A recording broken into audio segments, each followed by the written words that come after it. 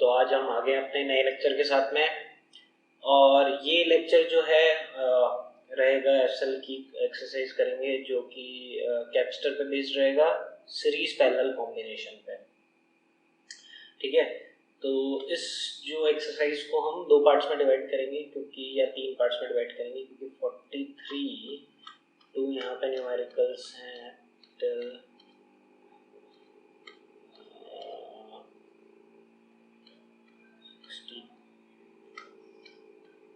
65 तक है, तो मे बी 2 लेक्चर्स या 3 लेक्चर्स में इनको कवर करेंगे हम सारे के सारे न्यूमेरिकल्स। तो स्टार्ट करते हैं फर्स्ट क्वेश्चन के साथ में। चलिए स्टार्ट करते हैं। तो देखिए क्वेश्चन क्या है पहला। तो फर्स्ट क्वेश्चन बोल रहा है कि two capacitors of capacitance 6 microfarad and 12 microfarad are connected in series with a battery. The voltage across 6 microfarad 2 volt. Compute the total battery voltage. Okay. तो दो कैपेसिटर्स हमको दे रखे हैं, ये पहला कैपेसिटर है और ये दूसरा कैपेसिटर है। ये जो है 6 माइक्रोफैरेड इसका कैपेसिटेंस है और इसका 12 माइक्रोफैरेड कैपेसिटेंस है। अब बोल रहा है कि ये दोनों किससे हमने कनेक्ट किए हुए, एक बैटरी के साथ कनेक्ट किया हुआ। ठीक है, बैटरी का पोटेंशियल हमको पूछ रहा है कि कितना पोटेंशियल की बैटरी होगी। अगर यहाँ इस कैपेसिटेंस पे, जिसका कैपेसिटेंस C1 है, इस पे पोटेंशियल दे रखा है 2 वोल्ट। ठीक है, तो इस पे पूछ रहा है। तो इसको मैं दो तरीके से कर सकता हूँ। एक तो मेरे पास शॉर्टकट इसको लगा सकता हूँ। देखिए पहले शॉर्टकट मैं आपको समझा देता हूँ कि अगर दो कैपेसिटर्स C1 और C2 अगर लगे हों और आपकी बैटरी V लगी हो, ठीक है, तो यहाँ पे V1 और यहाँ पे V2 ये पोटेंशियल होगा।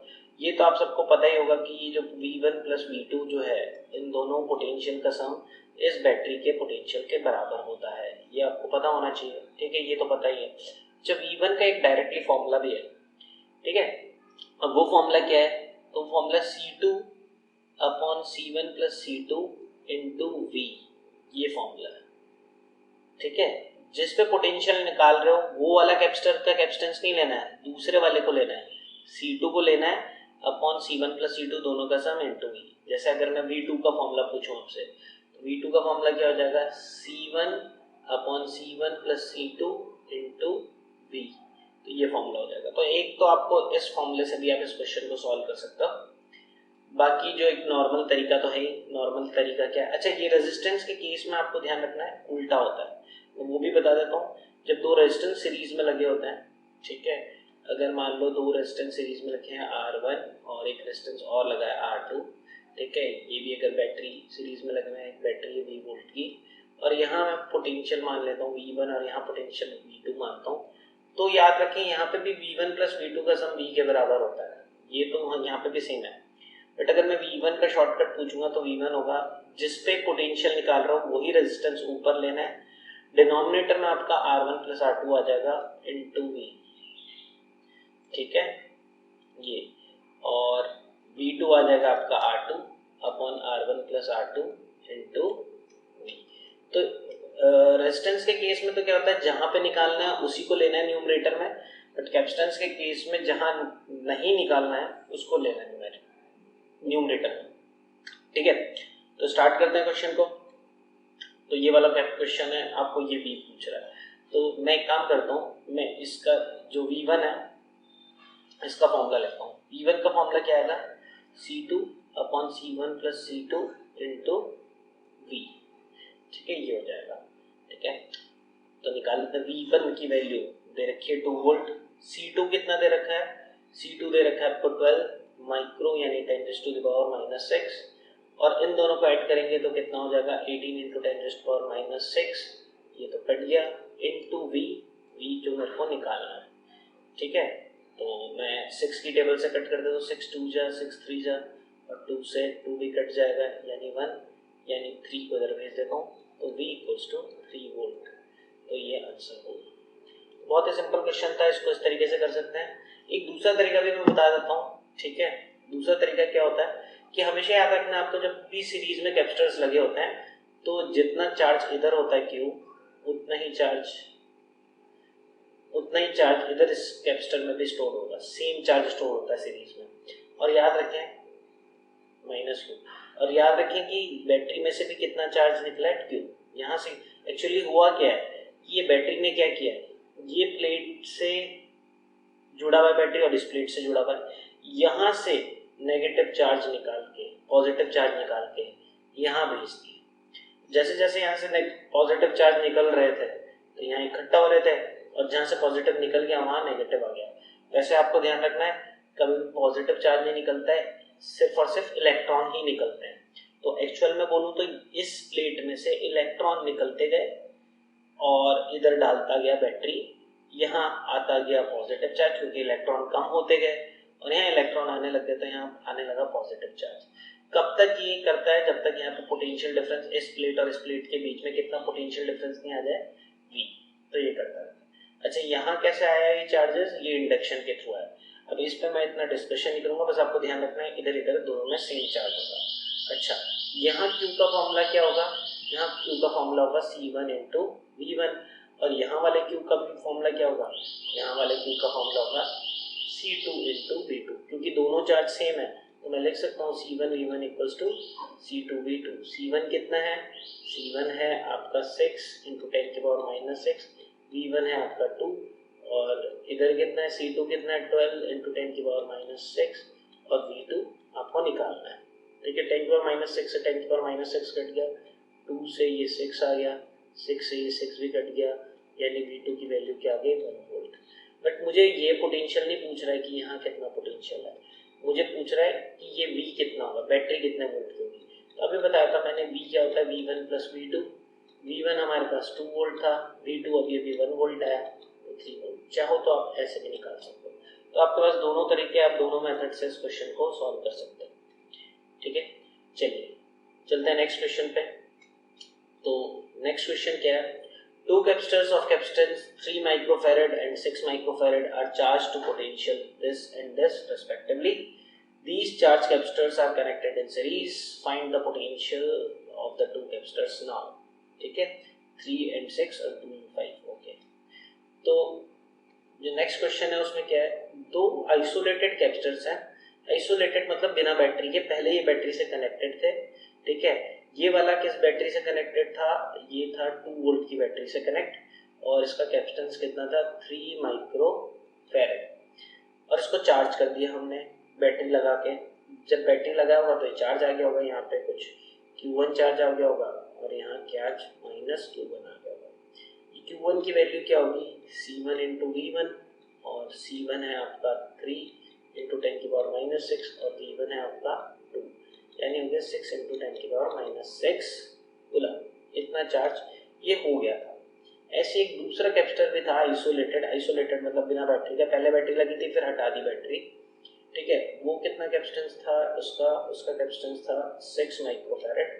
C2 आपको दे रखा है 6 माइक्रोफैरेड, और इसको भी पहले बैटरी से कनेक्ट कर रखा था। कितने वोल्ट की बैटरी थी, मेरे ख्याल से 5 वोल्ट की बैटरी थी, तो उसकी वजह से ये भी कुछ चार्ज हो गया होगा, यहाँ पे चार्ज आ गया होगा Q2, और यहाँ चार्ज हो गया होगा माइनस Q2। ये Q2 हम निकाल सकते हैं, ये होगा C2 इंटू V2। अच्छा, मेरी ऑडियो में भी आज इतना क्लियर नहीं होगी क्योंकि मैं जो रिकॉर्ड कर रहा हूँ उसमें थोड़ी सी प्रॉब्लम है। मेरे पास अच्छा कोई रिकॉर्डर, अभी मैं कहीं बाहर से रिकॉर्ड कर रहा हूँ, तो मे भी अभी आपको ढंग की वॉइस नहीं होगी, बट हाँ ऐसा नहीं है कि बिल्कुल आप समझ नहीं पाओगे। चलिए बात करते हैं। तो Q2 भी हम निकाल लेते हैं। Q2 कितना हो गया, Q2 हो गया अपने पास C2 जो कि 6 इंटू 10 की पावर माइनस 6, और V2 5 यानी 30 इंटू 10 की पावर माइनस 6 कूलम। देखो ये दो कैपेसिटर्स हैं जो इतने चार्ज हैं, इन दोनों को अलग अलग थे, इन दोनों को हमने सीरीज में लगा दिया। देखिए सीरीज में लगाते, अभी मैंने पिछले क्वेश्चन में बताया था चार्ज क्या होता है। चार्ज, जितना चार्ज यहाँ आएगा उतना ही चार्ज आप दूसरे कैपेसिटर में भी होगा। ठीक है, दूसरे कैपेसिटर में भी सेम चार्ज होगा। अब टोटल चार्ज दोनों के पास मिला के कितना था, Q टोटल चार्ज था इनके पास Q1 प्लस Q2। अगर मैं इन दोनों को ऐड करूं तो 36 इंटू 10 की पावर माइनस 6 कूलम। तो याद रहे ये जो Q चार्ज जो यहाँ स्टोर हुआ है वो 36 ही जाएगा। जो भी टोटल चार्ज हुआ, सेम चार्ज इस पे भी स्टोर होगा, सेम चार्ज इस पे भी स्टोर होगा। यानी यहाँ पे भी हमको Q की वैल्यू क्या पता है, 36 इंटू 10 पावर माइनस 6 कूलम। ठीक है, अब क्वेश्चन में क्या पूछ रहा है, क्वेश्चन में पूछ रहा है कि बताओ दोनों के अक्रॉस पोटेंशियल क्या होगा। अच्छा, इसका कैपेसिटेंस कितना है, इसका कैपेसिटेंस था 3 माइक्रोफैरेड और इसका 6 माइक्रोफैरेड। ये था 3 माइक्रोफैरेड का और इसका कैपेसिटेंस था 6 माइक्रोफैरेड। तो अब हमसे पूछ रहे हैं इधर पोटेंशियल कितना होगा अब और इधर कितना पोटेंशियल होगा। तो V1 का पोटेंशियल, V1 का फॉर्मूला क्या होगा, Q/C1। तो Q तो कितना है 36 × 10⁻⁻6 और C1 कितना है 3 × 10⁻⁻6। इससे ये कट गया और ये हमारे पास कितना आंसर आ गया 12 वोल्ट। और V2 भी हम निकाल लेंगे, V2 Q/C2 और 36 × 10⁻⁻6 और 6 × 10⁻⁻6। ठीक है, तो ये कट गया तो आंसर आ गया 6 वोल्ट। तो इधर 12 वोल्ट आ गया और इधर 6 वोल्ट आ गया। मेरे ख्याल से थोड़ा सा मैं फास्ट चल रहा हूँ क्योंकि न्यूमेरिकल्स ज़्यादा हैं, तो अभी इतनी स्लो स्पीड में नहीं चल सकते हैं। ठीक है, चलिए, तो ये 44th क्वेश्चन जो है 12 और 6 ही आ गया। नेक्स्ट क्वेश्चन पे आते हैं। नेक्स्ट क्वेश्चन है, 2 capacitors have capacitance 5 microfarad when connected in parallel and 1.2 microfarad when connected in series. Okay, तो 2 कैपेसिटर्स हैं, नहीं पता उनका कैपेसिटेंस क्या है, C1 और C2। जब उनको पैरेलली जब कनेक्ट किया गया तो इनका इक्विवेलेंट जो C इक्विवेलेंट आया वो कितना आ रहा है 5 माइक्रोफैरेड। और जब इन्हीं 2 कैपेसिटर्स को C1 और C2 को सीरीज में लगाया गया, ठीक है, तो अब इनका C इक्विवेलेंट कितना आ रहा है 1.2 माइक्रोफैरेड। तो हमको फाइंड करना है दोनों कैपेसिटर्स को। ठीक है, अच्छा, हमको पता है जब भी हम पैरेलल में कैपेसिटर्स को कनेक्ट करते हैं तो C1 प्लस नॉर्मली उनका एडिशन हो जाता है। तो इसकी वैल्यू दे रखा है 5 माइक्रोफैरेड। ठीक है, और यहाँ पे हमको दे रखा है ये पैरेलल के केस में, सीरीज के केस में क्या होता है C1 × C2 upon C1 plus C2। ये इसकी वैल्यू हमको दे रखी है 1.2 माइक्रोफैरेड। अच्छा, एक काम करते हैं, माइक्रोफैरेड को हम बाद में नोट डाउन कर लेंगे, मतलब 10⁻⁻6 बाद में लगा देंगे। अभी इसको 5 की तरह इसको यूज कर दें। अब 2 इक्वेशन 2 वेरिएबल, इधर से आप इसकी वैल्यू इधर डाल दें, 5 वैल्यू यहाँ डाल दें। 5 जैसे डाला तो C1 × C2 = 5, क्रॉस मल्टीप्लाई करके मैंने 1.2 से मल्टीप्लाई कर दिया = 6। तो मेरे पास अब 2 इक्वेशन आ गई। पहली इक्वेशन है C1 + C2 जो कि 5 है, C1 + C2 = 5, और दूसरी इक्वेशन है C1 C2 = 6।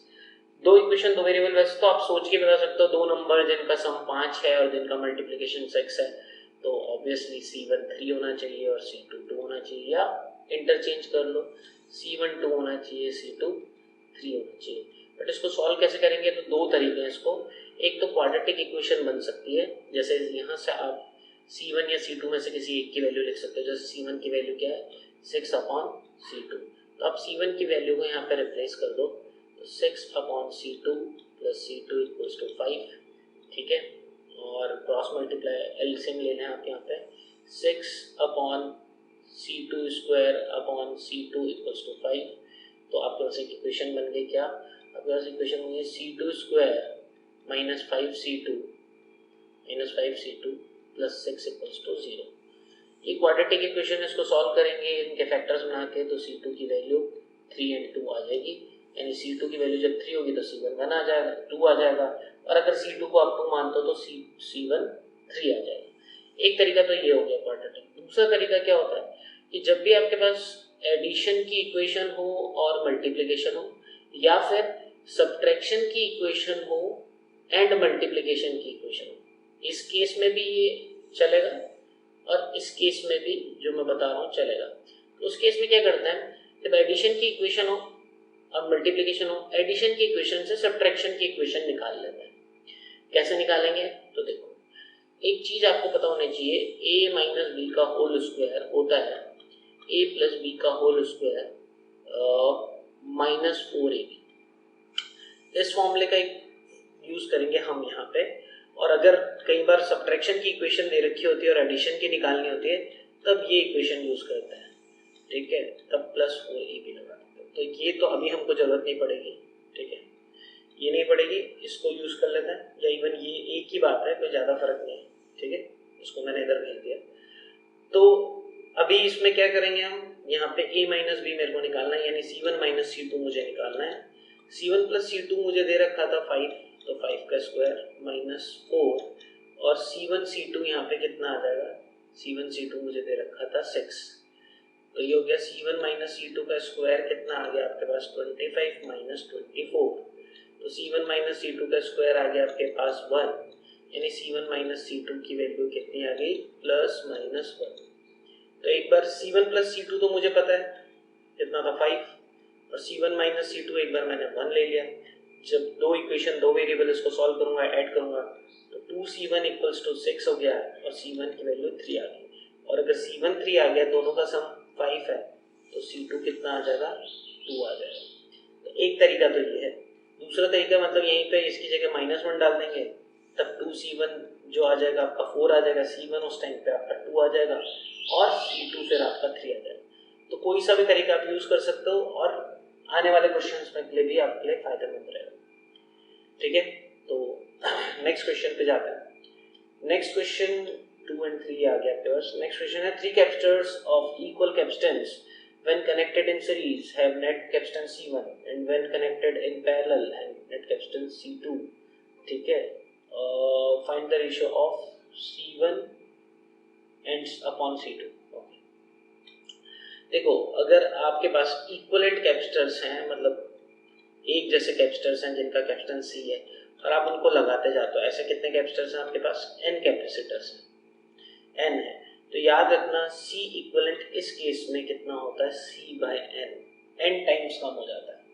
सेम अगर कोई कैपेसिटर्स हैं, n कैपेसिटर्स हैं, आप पैरेलल में लगा रहे हो, इक्विवेलेंट कैपेसिटर्स एक एक सबका कैपेसिटेंस सेम है और कितने हैं ऐसे n कैपेसिटर्स हैं, तो फिर C इक्विवेलेंट कितना हो जाता है n टाइम्स बढ़ जाता है।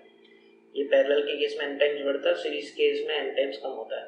अब यहाँ पे n नहीं है, यहाँ पे 3 है कैपेसिटर्स, तो C1 उसका इक्विवेलेंट बताया, तो C1 क्या हो जाएगा आपका C/3, और यहाँ पे भी 3 है जो पैरेलल में लगे हैं, तो उसको C2 बताया, तो वो क्या हो जाएगा 3C2, 3C, 3C हो गया।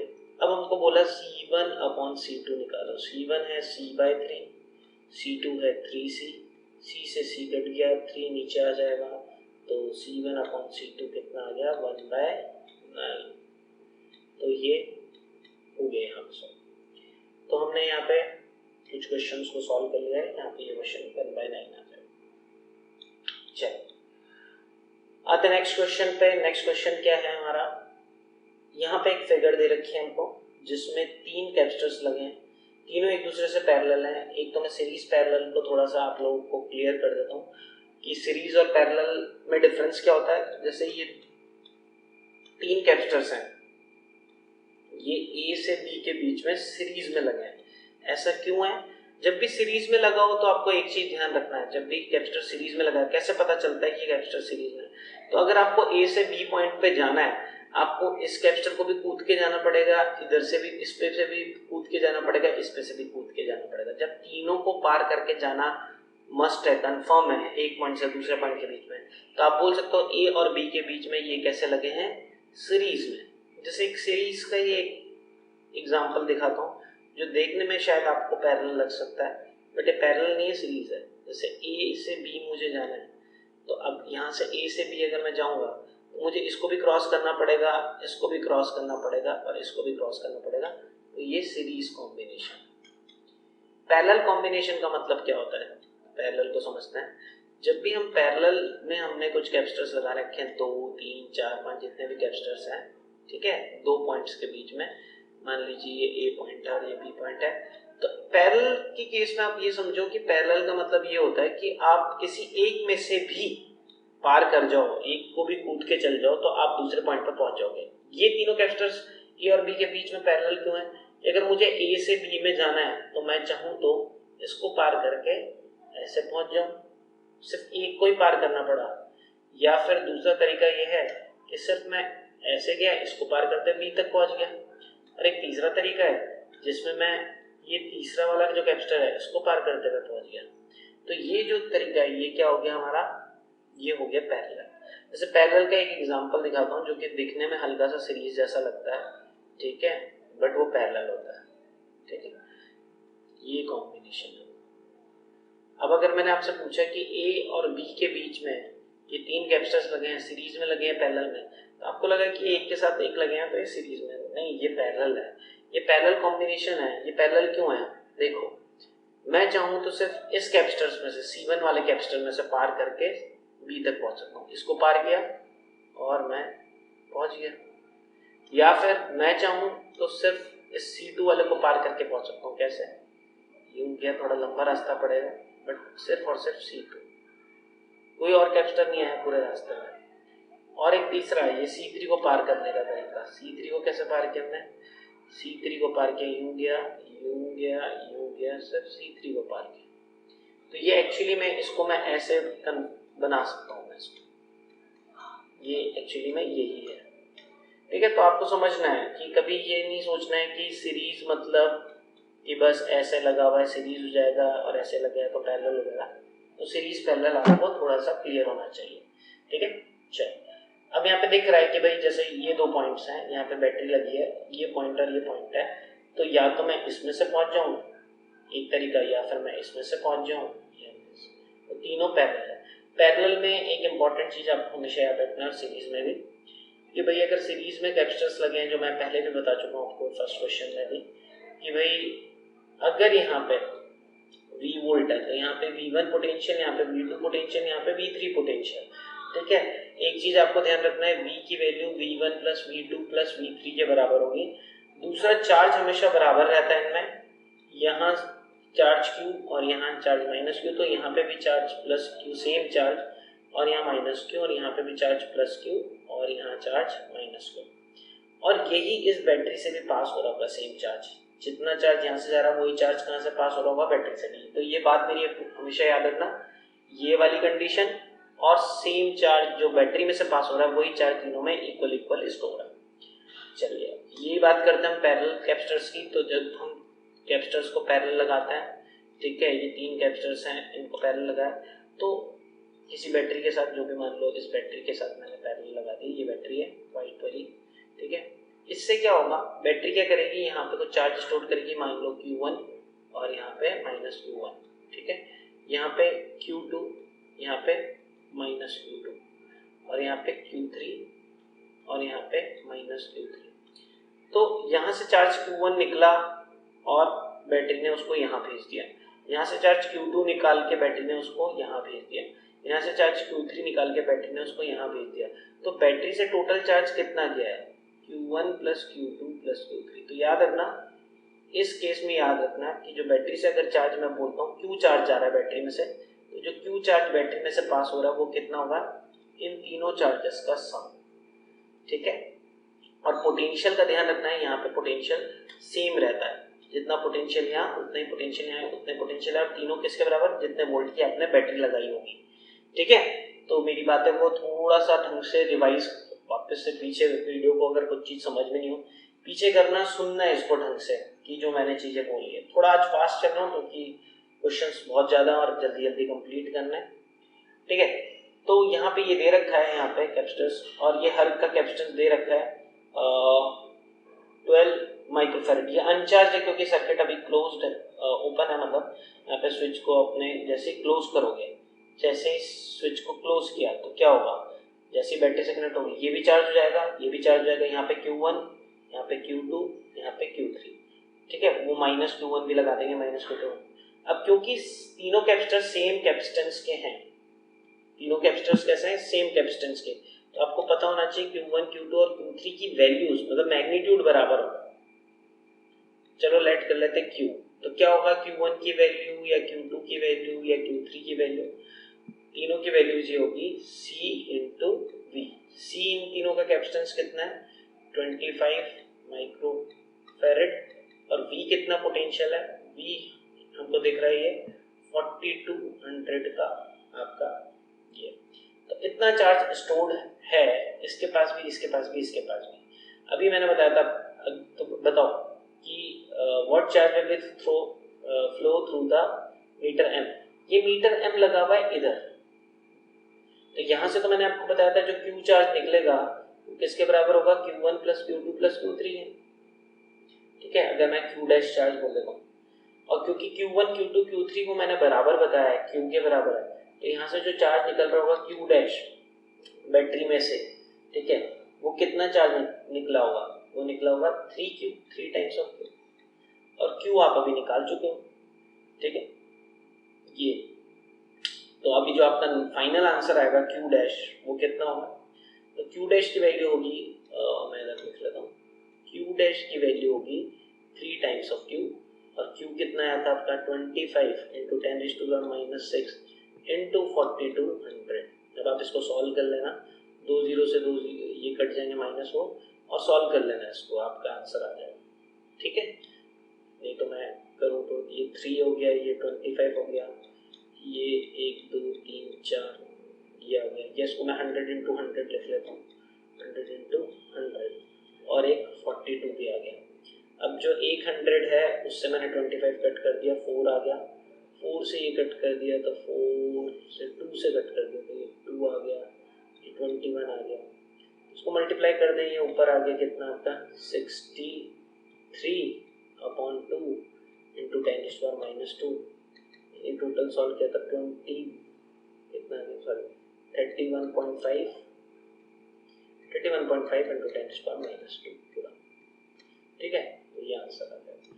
कैलकुलेशन करना था, 3 टाइम्स हो जाएगा, जितना चार्ज यहाँ स्टोर है वही इतना पास होगा यहाँ से, ठीक है। तो 31 इंटू 10⁻², 31.5।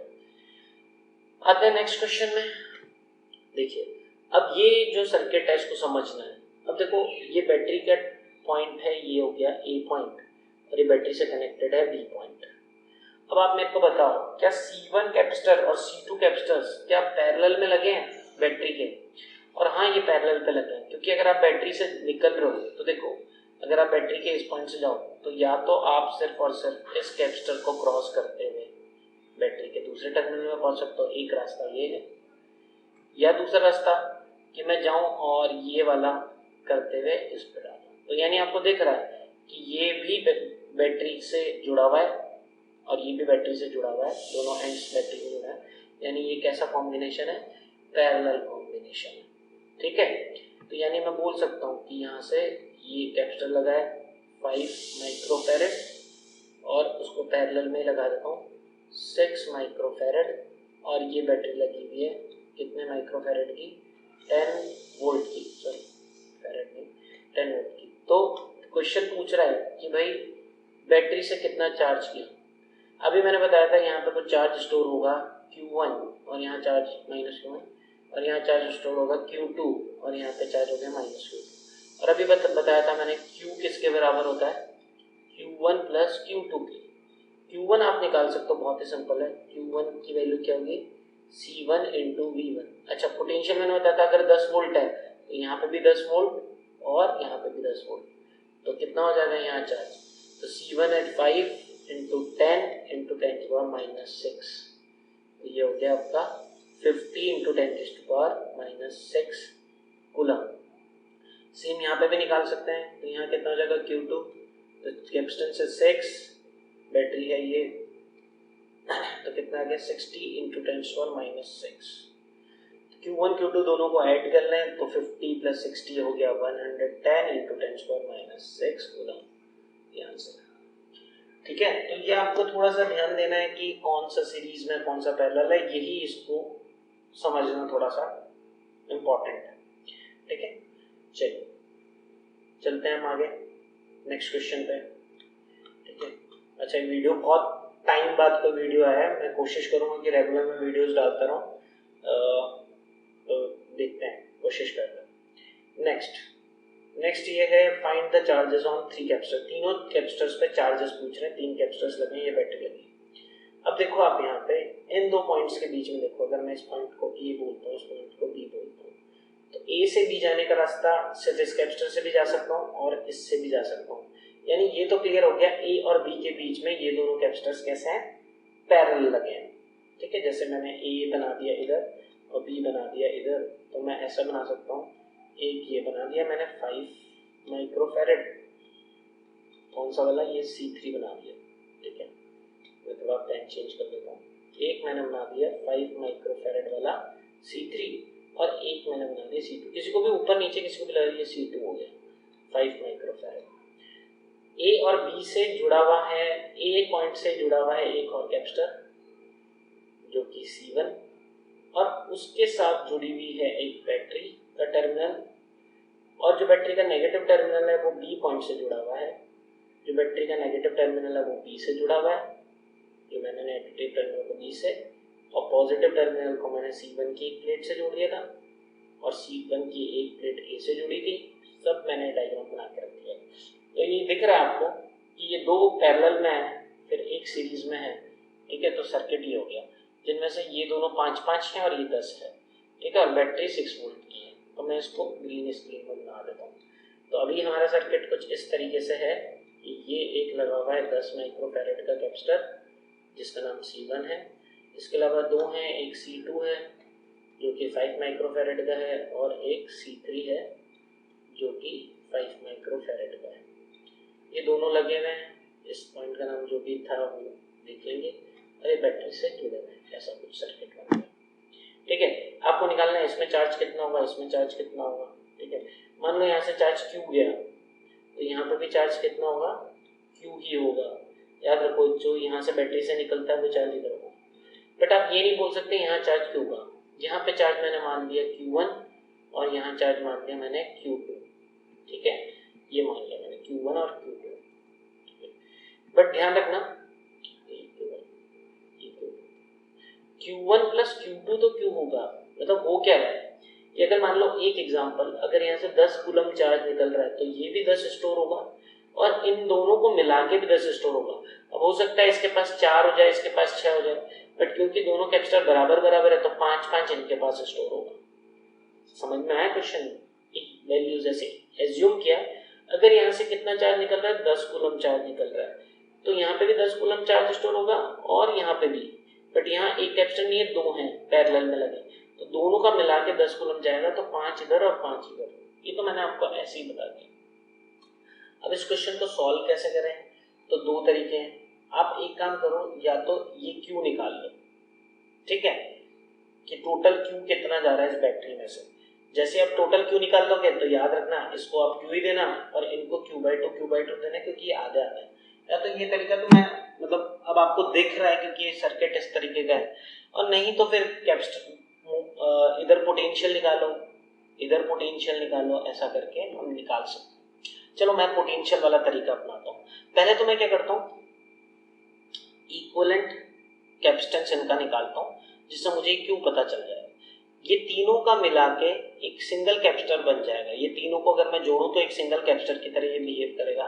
वो सिंगल कैपेसिटर का कैपेसिटेंस कितना होगा, तो पहले ये 5 और ये 5 दोनों किसमें लगे, पैरेलल में लगे। तो जब भी दो कैपेसिटर पैरेलल में लगते हैं तो दोनों मिला के एक नया कैपेसिटर बन जाता है। ये दोनों मिलके एक नया कैपेसिटर बन जाएगा जिसका कैपेसिटेंस कितना होगा, ऐड कर दूं 10 माइक्रोफैरेड। अब ये 10 माइक्रोफैरेड और 10 माइक्रोफैरेड दोनों मिलके, अब ये दो नहीं रह गया, अब ये एक रह गया दोनों को मिला के। अब ये और ये दो कैपेसिटर्स को मिला के हम एक अकेला कैपेसिटर बना सकते हैं। दोनों क्योंकि सीरीज में रहते हैं तो वो सीरीज में क्या हो जाता है मैंने बताया था, और दोनों 10-10 के हैं तो आधा हो जाएगा। ये C/n बताया था, n कितने 2 हैं तो 10/2 यानी 5 माइक्रोफैरेड।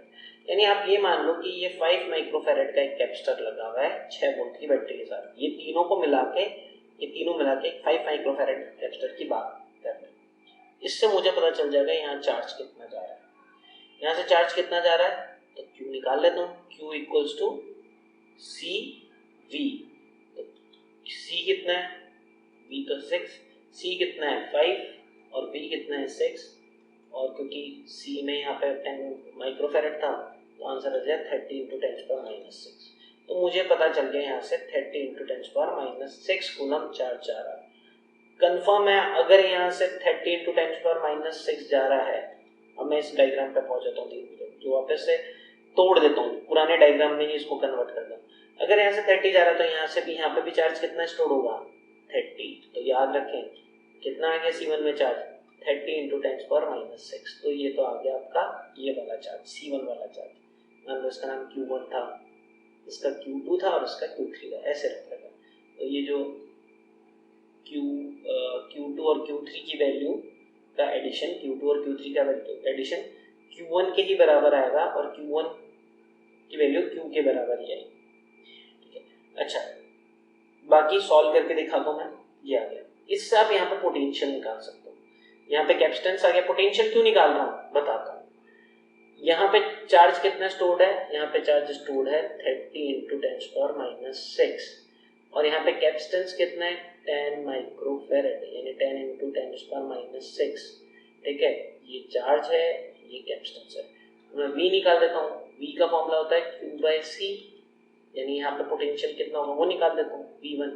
तो Q चार्ज कितना है यहाँ पे स्टोर 30 × 10⁻⁶, वही चार्ज स्टोर्ड है जो नीचे से गया था। और कैपेसिटेंस कितना है, कैपेसिटेंस है 10 × 10⁻⁶। तो इससे ये कट गया, इससे ये कट गया, यानी आंसर 3 वोल्ट। तो यहाँ पोटेंशियल है 3 वोल्ट। अब मेरी बात ध्यान रखें, मैंने आपको पहले बताया था अगर यहाँ पे पोटेंशियल V1 मानता हूँ और इन दोनों का मिला के पोटेंशियल V2 मानता हूँ, क्योंकि जितना पोटेंशियल यहाँ होगा अगर V2 इसके पास है तो V2 इसके पास, V2 के बीच में इन दो पॉइंट्स के बीच का पोटेंशियल डिफरेंस है। तो अगर इन दोनों पॉइंट्स के बीच का पोटेंशियल V2 है तो इन दोनों के बीच में भी इनके पोटेंशियल V2 है। तो आपको पता है V1 + V2 किसके बराबर होता है, V के, यानी 6 के। यानी मैंने क्या बोलना चाह रहा हूँ कि V1 जो कि अभी मैंने निकाला 3 + V2 जो कि मुझे पता करना है V2, वो किसके बराबर होगा 6 के। इससे मुझे V2 पता चल गया 6 - 3 यानी 3 वोल्ट। यहाँ पे भी है, यहाँ पे भी 3 वोल्ट है, यहाँ पे भी 3 वोल्ट है। इससे अब पोटेंशियल से, क्योंकि मुझे पता है इधर का कैपेसिटेंस कितना है 5 माइक्रोफैरेड ये है और 5 माइक्रोफैरेड ये है, दोनों 5 माइक्रोफैरेड और दोनों पे पोटेंशियल भी कितना है 3 वोल्ट। तो मैं चार्ज भी निकाल सकता हूँ। बस तो मैंने आपको पहले बता दिया था चार्ज कितना होगा, 30 यहाँ से गया था, यहाँ पे 30 स्टोर्ड होगा और 30 में से आधा इधर आधा इधर, 15 आंसर आना चाहिए। बट अभी मैं 15 निकालता हूँ, 15 इधर 15 इधर, मैं इस फॉर्मूले से निकालता हूँ Q = CV से। तो यहाँ चार्ज कितना है निकालना है मुझे, तो इधर पोटेंशियल कितना है, C कितना है, कैपेसिटेंस है 5 × 10⁻⁶ और पोटेंशियल कितना है अभी अभी निकाला आपने 3 वोल्ट। क्यों, क्योंकि 6 में से 3 वोल्ट इधर है तो बचा हुआ 3 वोल्ट यहाँ होगा, और क्योंकि दोनों पैरेलल में गए 3 इसको भी मिलेगा 3 इसको भी मिलेगा, पैरेलल में सेम होता है, तो × 3। तो आंसर कितना आ गया 15 × 10⁻⁶। देखो एकदम आधा है इसका, और इसमें भी सेम वही आएगा, सेम इधर भी 15 × 10⁻⁶। तो आपके पास तीनों आ गया। अगर मैं इस वाले चार्ज को Q1 बोलता हूँ तो Q1 आपके पास कितना आ गया 30 × 10⁻⁶, Q2 आपके पास 15 × 10⁻⁶ और Q3 आपके पास 15 × 10⁻⁶। ठीक है, तो एक बार वापस से, क्योंकि मैं थोड़ा फास्ट चल रहा हूँ आज और थोड़ा सा हौच पौच भी हो गया, इधर ही मैंने सारा कर दिया। एक बार इसको वापस से अगर नहीं समझ में आया तो रिवाइज कर लेना, सुनना इसको वापस से, वीडियो को वापस से देखना पीछे जाके, ठीक है, समझ में आ जाएगा। 2-3 बार सुनोगे तो आ जाएगा। ठीक है, वैसे तो मेरे को लगता है कि पहली बार में ही आ गया होगा। तो ये क्वेश्चन हमारा सॉल्व हो गया। कितना आंसर आ गया, तो मैंने आपको बता दिया ये सिचुएशन ऐसी थी, और चाहो तो 15 तो आ जाएगा C2 एंड C3 पे और 30 आ गया आपका C1 पे। ठीक है, चलो ये वाला क्वेश्चन करते हैं। ये तो क्या बोल रहा है, find the equivalent capacitance of the combination of capacitors between A and B as shown in figure, also calculate the total charge flow in the circuit if इतने volt is connected between A and B। अच्छा बोल रहा है ये एक circuit बना हुआ है, पहले तो बताओ A से B के बीच में C इक्विवेलेंट कितना है ये निकालना है, और फिर बोल रहा है कि अगर C इक्विवेलेंट आपने निकाल दिया तो यहाँ पे मैंने A और B के बीच में 100 वोल्ट की बैटरी लगा रखी है, तो बताओ कि चार्ज कितना जा रहा है इस बैटरी में से। तो चार्ज तो बहुत ही सिंपल है, जब आपने C इक्विवेलेंट निकाल दिया, ये पूरा एक कैपेसिटेंस का इक्विवेलेंट निकाल दिया, तो Q तो क्या आ जाएगा CV 100 से मल्टीप्लाई कर देना, आ जाएगा आपके पास। अब ये देखो, ये एक एक करके चलते हैं। अब मुझे अगर मैं एक एक पॉइंट का नाम देता हूँ, मान लो इसका नाम दे दिया मैंने C और इस पॉइंट का नाम दे दिया D। हालांकि D पॉइंट को B भी बोल सकता हूँ, क्योंकि ये जब तक कोई कैपेसिटर नहीं है तब तक वो पॉइंट सेम ही चलता है, ये पॉइंट B ही है, इवन ये पॉइंट भी B ही है। ठीक है, बट ये पॉइंट A नहीं है, क्योंकि A से निकले बीच में कैपेसिटर आ गया, तो ये दूसरा पॉइंट होगा। जैसे ये पॉइंट C ही कहलाएगा, ठीक है, क्योंकि यहाँ से यहाँ जा रहा हूँ, कोई कैपेसिटर नहीं है। ठीक ठीक है, ये थोड़ा सा आपको ध्यान रखना है। ये हो गया। अब मुझे बताओ सी से बी तक क्या ये तीनों कैपेसिटर सीरीज में, और क्योंकि मैं अगर सी से बी जाना हूं तो तीनों को पार होते हुए जाना पड़ेगा, इसको भी पार करते हुए, इसको भी पार करते हुए और इसको भी। तो जब ये तीनों सीरीज में है, ये तीनों मिलके एक नया सिंगल कैपेसिटर की तरह बिहेव करेंगे, उसका कैपेसिटेंस कितना होगा C/3। जो नया कैपेसिटर होगा उसका कैपेसिटेंस कितना होगा C/3, क्योंकि तीनों इक्वल है। तो C कितना है 60 और बाय 3 तो कितना हो गया 20 माइक्रोफैरेड का कैपेसिटर बन गया। मतलब अब मैं क्या कर सकता हूँ, इस सर्किट में इन तीनों को हटा सकता हूँ और इस सर्किट को ऐसे बना सकता हूँ कि ये भाई बस एक कैपेसिटर लगा है यहाँ पे 20 माइक्रोफैरेड का। अब इन तीनों को भूल जाओ, आपको इसको ध्यान नहीं देना है, आपको इसको भी ध्यान नहीं देना है और आपको इसको भी ध्यान नहीं देना है, बस ये रखो। ठीक है, सेम सी से बी तक इन दोनों को देखो। सी से बी के जाने का रास्ता या तो इससे पार करके चल जाओ या इससे पार करके चल जाओ। तो आपको समझ में आ रहा है ये दोनों कैसे लगे हैं, इन दोनों के बीच में सी और बी के बीच में ये लगे हैं पैरेलल। और पैरेलल में आपको पता है कि दो अगर इक्वल पैरेलल में लगे तो वो तो 2n टाइम्स ऑफ सी हो जाता है, यानी ये तो 2 टाइम्स ऑफ सी हो जाएगा, जो सी डबल डैश। तो ये दोनों मिलके एक नया कैपेसिटर बनाएंगे जो कि कितने पोटेंशियल का होगा, कैपेसिटेंस का होगा 2 × 10 यानी 20 न्यू फैरेड। अच्छा, इन तीनों ने भी 20 बनाए हैं सी और बी के बीच में, और ये भी सी और बी के बीच में ये भी मिलकर 20 बनाते। तो अब मैं इन दोनों को हटा देता हूँ और मैं इन दोनों की जगह एक नया कैपेसिटर बना देता हूँ, ये जो कि क्या है 20। याद रखना ये पॉइंट सी ही है, ये पॉइंट बी ही है। ठीक है, ये हट गया 20 माइक्रोफैरेड, 20 माइक्रोफैरेड, 20 माइक्रोफैरेड। देखो अब सी से बी जाने का या तो इस कैपेसिटर से चल जाओ या ये वाले कैपेसिटर से चल जाओ। तो 20 और 20 यानी कैसे लगे हैं, पैरेलल। पैरेलल लगे हैं तो 20 और 20 मिलके क्या बन जाएंगे 40 बन जाएंगे। ठीक है, ऐड हो जाता है। तो अब मुझे समझ में आया कि ये फाइनली ये कितना हो गया, ये 40 हो गया। ये सब मिला के कहाँ कौन से, इन सब को मैंने जब मिलाया तो आंसर कितना आ गया 40। तो इन सब की जगह एक कैपेसिटर बना दिया मैंने यहाँ पे जो कि 40, और सीधे वो कौन से पॉइंट पे जाके मिल रहा है बी, बस। अब ए से बी के बीच में ये भी 40 ये भी 40, दोनों कैसे लगे हैं सीरीज में। सीरीज में क्या हो जाएगा, सीरीज में दोनों कम हो जाएंगे और कितना हो जाएगा 20। तो रिजल्टेंट फाइनली ए और बी के बीच में, ए और बी के बीच में एक ही कैपेसिटर लगा है, वो है 20 माइक्रोफैरेड। तो पहला आंसर हो गया 20 माइक्रोफैरेड। ये तो हो गया पहला। और दूसरा हो गया कि यहाँ पे एक बैटरी लगी है कितने 100 वोल्ट की, तो चार्ज कितना जा रहा होगा इस बैटरी में से, तो Q = CV। C आपका है 20 × 10⁻⁻⁶, V आपके पास 100, 2 0 से ये -4, 1 0 से ये -3, यानी 2 × 10⁻³ कूलम, या आप बोल सकते हैं 2 मिली कूलम। क्लियर, तो ये आंसर हो गया। तो बहुत ही प्रैक्टिस करते रहोगे तो बहुत ही सिंपल रहेगा। अगर नहीं समझ में आया, मैं यही बोल रहा हूँ बार बार आप पीछे करके उसको देखना, आपके पास आंसर आ जाएगा आपको समझ में। तो 2 मिली कूलम आपका आंसर आएगा। ठीक है, चलो ये लास्ट क्वेश्चन करेंगे आज के वीडियो का।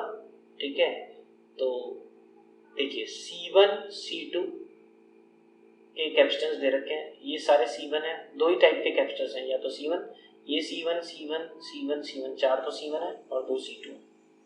ठीक है, आपको क्या निकालना है, ए और बी के बीच में नेट कैपेसिटेंस। बहुत ही इजी है ये वाला भी। देखो इस पॉइंट का नाम ए बी है, इस पॉइंट का नाम सी डाल देता हूँ, इस पॉइंट का नाम डी डाल देता हूँ। अब सी और डी के बीच में अगर मैं यहाँ से यहाँ जाऊँ तो मुझे तीनों को पार करते हुए जाना पड़ेगा, यानी तीनों से मैं क्या निकाल सकता हूँ, इन तीनों को मिला के एक बना सकता हूँ। और वो जो एक कैपेसिटर का कैपेसिटेंस कितना होगा, क्योंकि तीनों किसमें सीरीज में, तो जो C 1/C इक्विवेलेंट इसके बराबर हो गया 1/C1 + 1/C2 + 1/C1, 1/C1 + 1/C2 + 1/C1। ठीक है, अब C1 C2 की वैल्यू भी डाल देता हूँ, तो 1/C इक्विवेलेंट कितना आ जाएगा 1/3, 1/2 और 1/3। ठीक है, 3 3 2 है, एलसीएम कितना आ जाएगा 6, 3 वाला 2 टाइम्स, 2 वाला 3 टाइम्स, 3 वाला 2 टाइम्स। ठीक है, 1/C इक्विवेलेंट कितना हो गया ऊपर, तो 1/C इक्विवेलेंट कितना आ गया 2 4 7/6 यानी सी इक्विवेलेंट कितना आ गया 6/7 माइक्रोफैरेड, ये भी लगा। तो यानी ये 6/7 माइक्रोफैरेड हो गया इन तीनों को हटा के। अब देखो सी से डी या तो मैं इस कैपेसिटर से चले जाऊँ, सी से डी या तो मैं इस कैपेसिटर से चल जाऊँ, तो दोनों क्या है पैरेलल में। तो पैरेलल में तो ये दोनों को मिला के एक नया तीसरा कैपेसिटर बन जाएगा, मतलब ये अकेला बन जाएगा। इसको भी हटा दूँ और इसको भी हटा दूँ। अब ये दोनों हट चुके हैं, मतलब इवन ये तीन तो पहले हट चुके थे, यानी अब एक ही कैपेसिटर रह गया। और वो क्या होगा, ये C2 की वैल्यू कितनी थी 2 से मैं ऐड कर लूँ, पैरेलल में एडिशन हो जाता है 6/7 के साथ। तो ऐड किया मैंने, कितना हो गया 14 + 6/7 यानी 20/7। अब ये एक 20/7 का कैपेसिटर लग गया। ठीक है, अब तीन कैपेसिटर बच गए और बी के बीच में, पहले C1 फिर 20/7 और फिर C1, दो C1 है ये। अब सेम ये तीनों ए और बी के बीच में कैसे हैं, ये तीनों हैं सीरीज में है। तो सी इक्विवेलेंट फाइनल वाला सी इक्विवेलेंट क्या आएगा 1/C1, C1 कितना आपका 3 + 1/C1 3, ये वाला भी लगा दे, ये वाला भी लग दे, + 1/C ये जो भी है ये कितना है, तो इसको मैं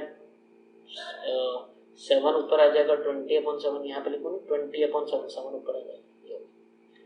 तो इसमें एलसीएम निकालते हैं, एलसीएम कितना हो जाएगा इसमें 60 में ये 20 टाइम्स, ये 20 टाइम्स और ये 3 टाइम्स, तो यानी 21, यानी 1/C इक्विवेलेंट इसके बराबर हो गया 61/60, यानी सी इक्विवेलेंट कितना आ गया 60/61 माइक्रोफैरेड। ठीक है, तो आप जब बार बार इन क्वेश्चंस को करोगे तो मेरे ख्याल से आपको समझ में आने लगेंगे, ऐसा नहीं है कि ये क्वेश्चन समझ में नहीं आएंगे। ठीक है, तो हमने 51 तक कर लिए क्वेश्चंस। ट्राई करेंगे कि जो आगे के क्वेश्चन है या तो अगले वीडियो में कवर कर लें, या 2 वीडियोज में कवर होता है तो 2 वीडियोज में कवर कर लें। ठीक है, तो आंसर कितना आ गया हमारा 60/61 पिको, अच्छा ये माइक्रो में ही थे, ये पिको फैरेड में थे तो पिको फैरेड आ जाएगा। ठीक है, तो आगे क्वेश्चन हम नेक्स्ट क्लास में करेंगे, इस टाइप के क्वेश्चन जो हैं सारे हो जाएंगे। ठीक है, तो मिलते हैं नेक्स्ट लेक्चर में। Okay, thank you.